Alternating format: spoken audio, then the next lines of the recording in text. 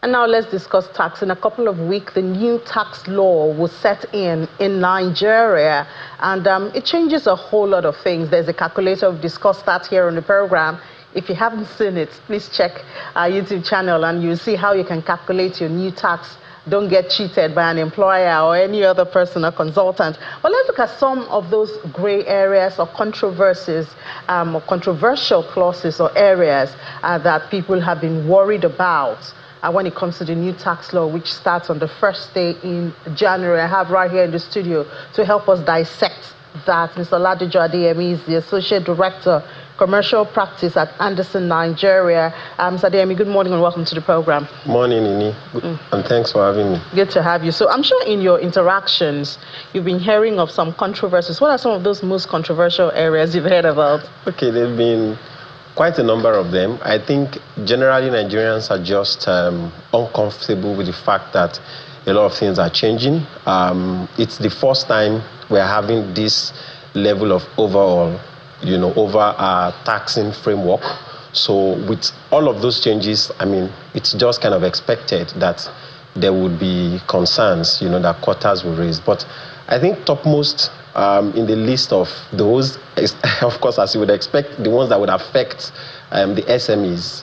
It's the fact that tax identification and tax ID registration and all of that, So that part has really been concerning for a lot of people, especially where people have heard that the banks are going to be having reporting obligations and you may not be able to do certain transactions except you are tax registered. Okay, so you are a professional, yeah? So you will help us clear some of these misgivings, because when you talk to Mr. Taiwo Yedele and he talks to you about some of these changes, it's supposed to be for the good of the small businesses and small salary earners. So one would wonder, and he's shared experience of how he's been harassed, and when he explains some of those things to such individuals, they switch to the other side. So I believe you have full knowledge of some of this. You're going to be one of those, who, Absolutely. Exactly. So when you talked about the small businesses, I mean, let's not just follow. I know we have a list, but let's just do it from how it goes. The small businesses and the issue of the tax identification number. How is it supposed to work? What is new? You see, in Nigeria, there has always been the law, and there's always been what people believe to be the law, right? So that belief may be kind of more even important than the fine prints and the fine details of the law. And you cannot blame the people. When Taiwo said, they are turning his words around and all of that, you have deepened level of mistrust in the nation, where you've seen promises given over and over, and those promises have not been kept. So with the people, it's just like, you're pouring new wine. Again. Exactly, new wine into the old wine. So it really doesn't matter what you are saying.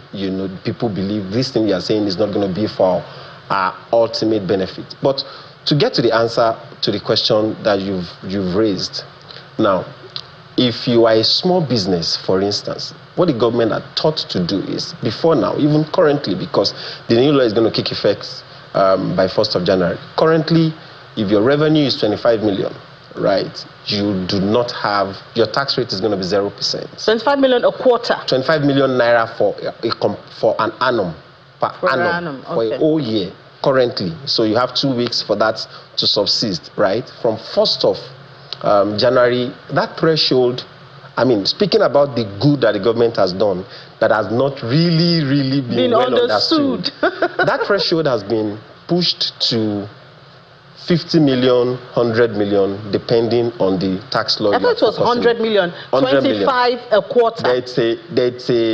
There's a little challenge with that, and I'll tell you where. So those are the little prints which the people are afraid of. You see, the Nigeria Tax Act, which is the principal act, says 50 million. 50 million, please, how many quantify? 50 million an annum. Per annum. Okay, so if you are the threshold of below 50 million an annum, right now, yes, by 1st of January, yes, you don't pay any tax. Exactly. And in doing so, that law says small company, right? Then Nigeria Tax Administration Act, which should give you details of tax affair, returns, and all of that, in defining small business, then says 100 million. So there are two major thresholds. You are looking at the revenue threshold and you're looking at your asset quantum. The quantum of the asset should also not be more than 250 million. Both laws agree on the 250 million part, right? Whether it's small company or small business, semantics, right? But the first one, which is Nigeria Tax Act, says 50 million, and Nigeria Tax Administration Act says 100 million.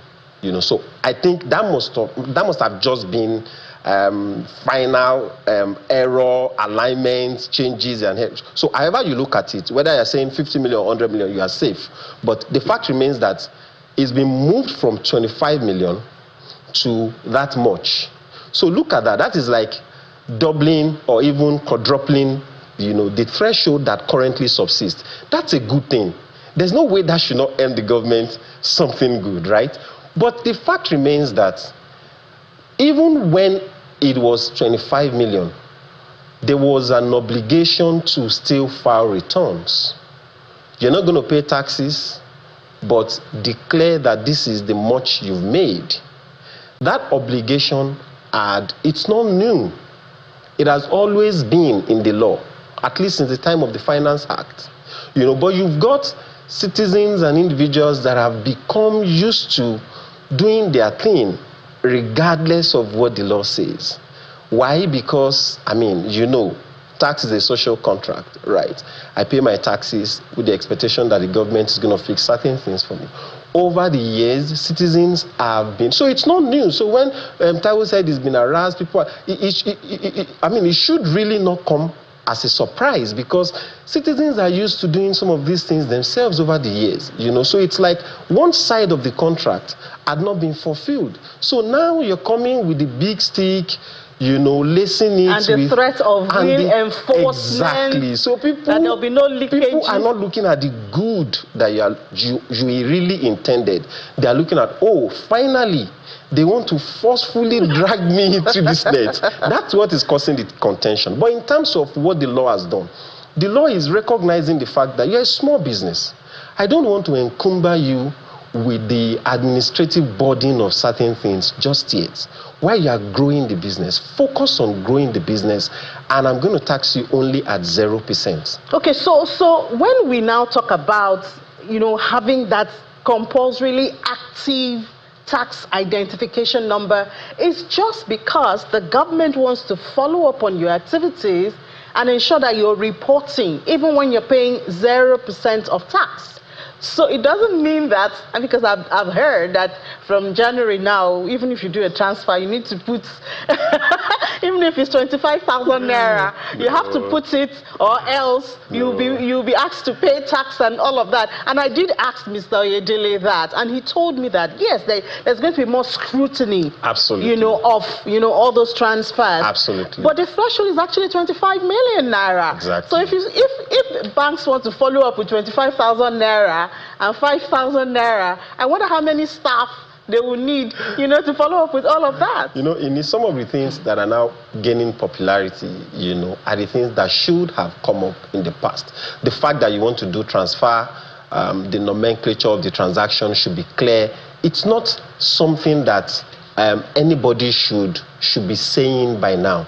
You are doing business, right? And if what you are doing is a business transaction, you should be able to say, this is what this is, so that when push comes to shove, at any point in time, you can always refer to what precisely that transaction was. But remember what I said, citizens have become comfortable. It's like there's an agreement that, I'm not going to bother you, right? Don't bother me as well. I won't bother you with the amenities. I'm going to fix my power, my light, and all of that. My road, even in some instances, myself, my security to a large extent. And don't also bother me with taxes. So the SMEs have gotten used to not doing anything over the period. So now when you're saying, before you're able to operate your bank, you would need your tax ID, then a lot of people become kind of uncomfortable to say, because we don't know what it will look like, what changes exactly. it will come But with the it. catch really in it is that the taxing regime still requires you as an individual or as a corporate, to declare. So the regime is still based on self-assessment. So nobody is going to go into your bank. I've heard all sorts. People have set up ring lights to say all manners of things. Nobody is going to go into your bank account and say, this 100 million you have or this 30 million, this is your tax, I'm taking it. That is never going to happen. If that happens, then that is not in line with the provisions of any law.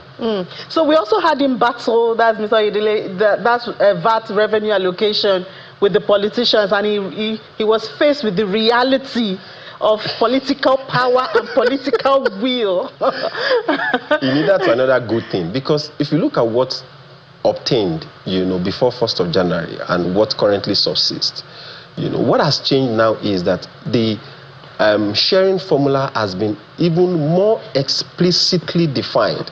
With the federal government now getting reduced share of 10%, the state government and the FCT getting 55%, and then the local government getting 35%. And it doesn't stop there, nothing can be clearer than what we currently have, because now the portions of the state and the local government would then be further, stripped to certain, using certain principles like equality. 50% of that quantum is going to be further shared equally, 20% is going to be shared based on population contribution, right? And 30% is going to be shared based on consumption. So if the VAT is actually consumed in your state, right, it means you're going to get more. If you are a state of X population, it's going to impact what comes to you, as opposed to what we had before, where it's just blatant. So you can have a particular state, which was the bane for the agitation at the time. Those were the challenges that he faced and his committee faced at the time this law was, in the works. Because a state like Lagos, for instance, we say, oh, all of the, activities are happening here.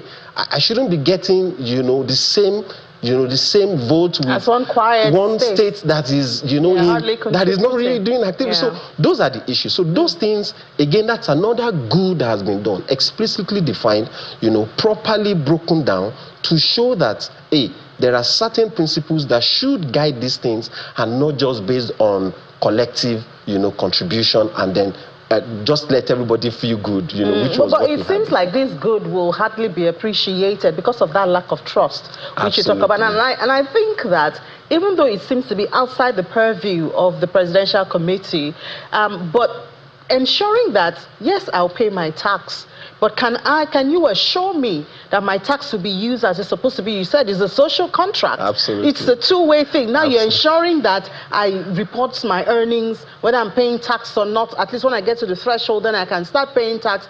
But who are you following up to ensure that those monies are being used for what they ought to do? And I'm not still sourcing for funds to do my road and my electricity and all that. That's the second bit of, that's the other end of the stick, right? And you see what the government is also aware that the trust threshold is kind of low, because now, other than the Taiwo committee, the fiscal reform committee, the government had newly set up another committee, called the National Tax Policy Implementation Committee.